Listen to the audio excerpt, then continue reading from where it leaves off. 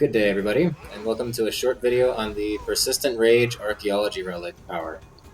Recently, at the time of publishing this video, the Succession quest was released in RuneScape, which tied up the Zamorak and Civil War questline and gave us some rewards that changed adrenaline mechanics in a very big way.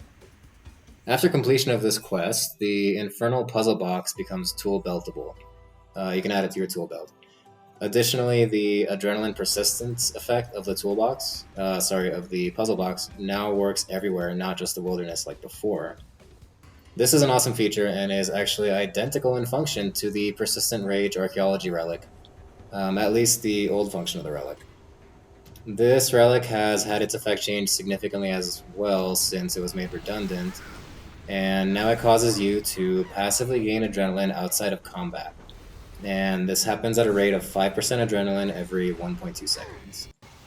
Amidst all the new updates right now, including the announcement of the new Necromancy skill and Fort 4 in Thori that everybody's very excited about, including myself, I haven't really heard anyone talk about this relic, but I think there are a few perks to Persistent Rage now that are worth throwing out there. The big thing this relic helped me achieve now is my first Igneous Stone on my Iron account. This is huge for me, and I mean like emotionally.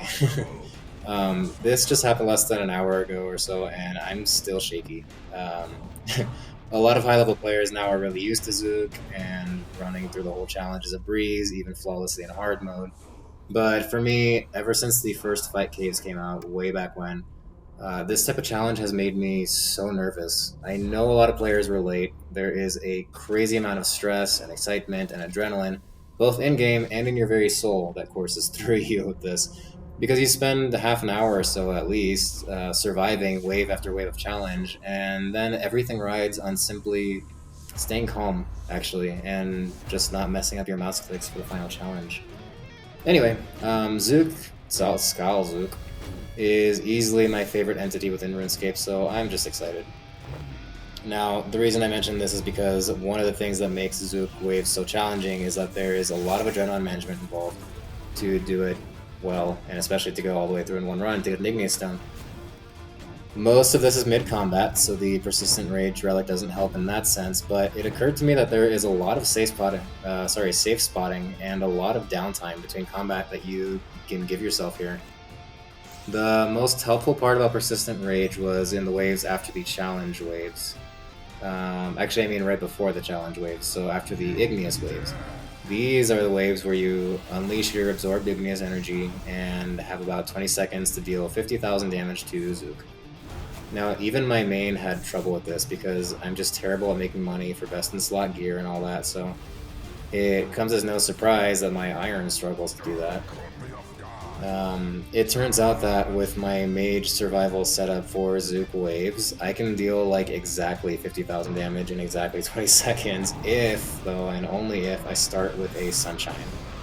So thanks to Persistent Rage, I no longer had to worry about saving my adrenaline and making sure I didn't fire off too many thresholds beforehand or save my adrenaline potions, because who cares? I can just kill everything in the Igneous Waves and then wait like 10 seconds for my adrenaline to top up and all of my abilities to come off cooldown. Now you may notice I'm not using adrenaline potions here. That's not because this is an Iron account and the supplies are too hard to get. I have like 100 of them in my bank from moderate Herb Lord training. I just really hate that type of adrenaline management, to be honest. I really do, and I know it's not top tier scape, and I'm not exactly sure why, but I always really hated using these things, these potions, and making sure, on top of everything else I'm crapping my pants about in the Zuk challenge, that I time my adrenaline potions just right, because you can only use them every 2 minutes or so.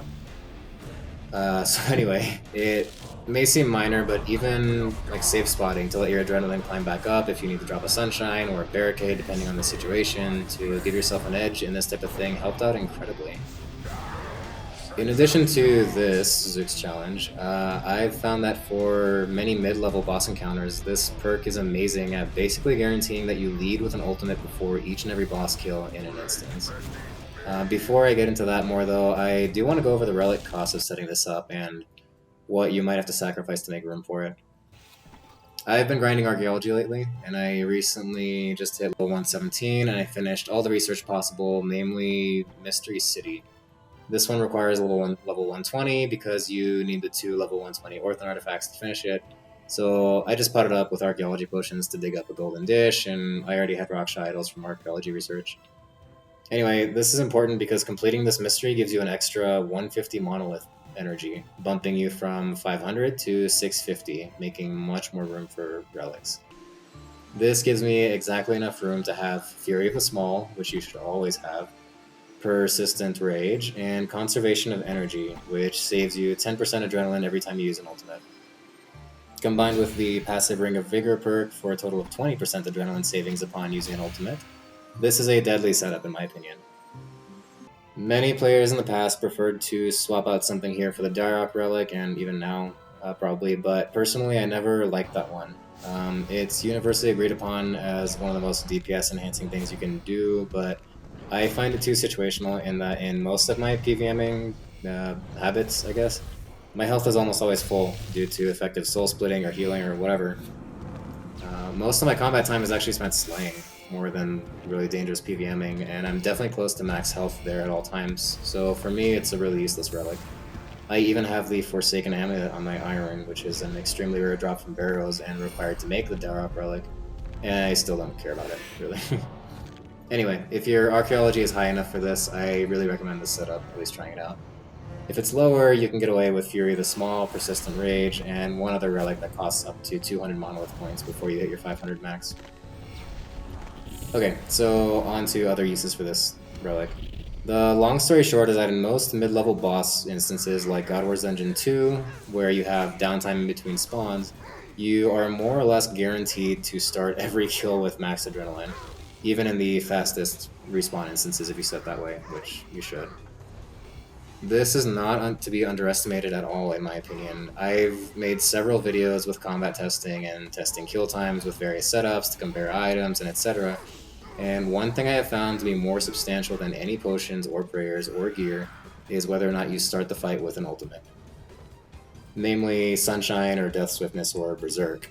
Every single time the kills are substantially faster when this happens, so being able to fire off an ultimate at the start of every single fight in a boss instance without the use of adrenaline potions or stupid adrenaline stalling tricks is absolutely amazing in terms of how much more efficient your kills will become with so little effort and how much time you'll save on your boss kills in the long run.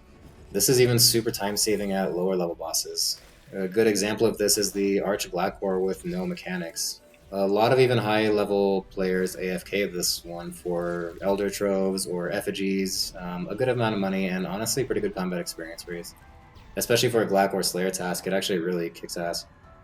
Anyway, one thing I know from prior testing I've done on this is, with the no mechanics rush Glacor, is that if you lead with a Berserk, your kill time is up to twice as fast compared to if you didn't.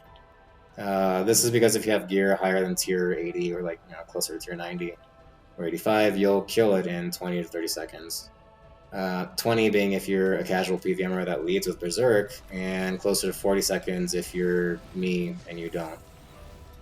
Doubling kill times here is huge for experience and money making. So that's about it. I could go on about every boss that I've been really happy about with the Persistent Rage now, but you get the idea. If you never really used it before because you preferred other Archaeology relics, I'd encourage you to give it a shot now in its new and improved form. Thank you for making it all the way through if you're still here. I would love to hear your thoughts on this in the comments. Please let me know whether you agree or disagree that this relic kicks ass now and is worth using.